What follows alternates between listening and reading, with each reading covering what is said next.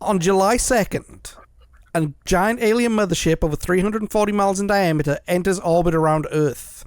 Scientists are excited about the signal, but are slightly worried that it wasn't picked up until it passed the orbit of the moon.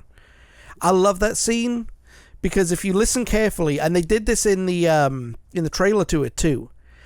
In the trailer, they used "Everybody Wants to Rule the World," and in the movie, they used "It's the End of the World as We Know It." Yeah. Yes. Put a smile on my face as soon as that started. So it's you know what's coming.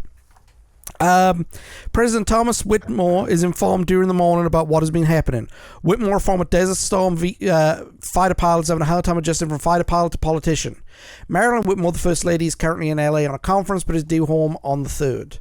So, just a normal day. 4th of July is coming up. We got parades. The First Lady's out doing guest appearances and, right. Just regular. It's a calm day. Except for the scientists who found an alien mothership that's 340 miles wide. If this isn't an insanely beautiful woman, I'm hanging up. Sir, you need to listen to this. Ow, God, ow. Yeah, he just clocks himself on the upper bunk. Yes, they did a really good job of speckling some humor in there. There's good bright little spots like that. There's drama. There's mystery. I mean, there's a bunch of mystery in the beginning, but it's not. It's a multi-genre movie. There's so much. There's so much to it. Because at the beginning, if you didn't see a trailer for this movie and you just went in blind, you have no idea what the intentions are of the visitors that have just bypassed the moon. Yeah, there's about 45 minutes of exposition just to kind of get everything set and built and to introduce you to the characters and then the arc that creates that. So that's what they do. They start off with the big cheese, and then we move to our next guy who is a big part of it. I'd argue the biggest part of it because he kind of unraveled the first little bit of the mystery. Yes, and that's David Levinson, an MIT graduate environmentalist, works on satellites for a cable company in New York City. He discovers a hidden signal in the satellite transmissions which he believes is a timer, which will fix the problems that New York's been having with their cable. During this time, we also meet Russell Case, a former Vietnam vet turned alcoholic, who's currently a crop duster. After dusting the wrong field, the town mock him as he claimed to be abducted by aliens several years ago. Now, I love that part. You dusted the wrong field, you idiot. Are you sure? Yes, I kind of forgot about Randy Quaid, but yeah, he's another speckled comedy relief piece. Yeah, and sometimes you're laughing with him and at him, but either way. I'll get to a point about that later on, right? But just as they're mocking him for being abducted by aliens, the alien ships start coming through the atmosphere. These 15 miles wide. And they take positions over many of the Earth's major cities, including New York, DC, Los Angeles. They go over Moscow, London, Paris.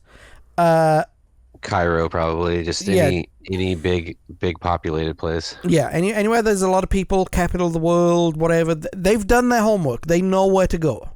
Exactly. Stephen Hiller, Captain Hiller, is called back to base as they prepare for intake or invasion. This upset his girlfriend Jasmine, who he intends to marry. Hiller is determined to fly for NASA, but is told that he would not get to fly a spaceship if he marries a stripper. During this, Case is planning to evacuate from their location, leaving during the night. Now, they know that something's up, or they suspect that something's up because, alien ship shows up, don't know what their intentions are, let's go hide until, we figure it out. Just get out of the way, get it, Get out of the city. Yeah, definitely. Yeah. While David discovers that the timer sent to the aliens determines that it's timer to the ships to attack, David and his father Julius rush from New York to Washington and try to warn someone about what's coming. While the military sends a welcome wagon to establish communications with the ship, Levinson manages to contact his ex-wife, Constance Spano, who is a White House staffer. He convinces her to let him enter the Oval Office and to warn President Whitmore of the impending attack. Smart. Sure. But and that ties it in to each other. Yeah, because what you don't know is that the president and Levinson were actually good friends. And history. When he started his political career and took Constance with him, they got into a fist fight and he got punched.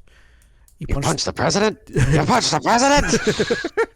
I love that Oh, line. he wasn't the president then. Yeah. You punched the president!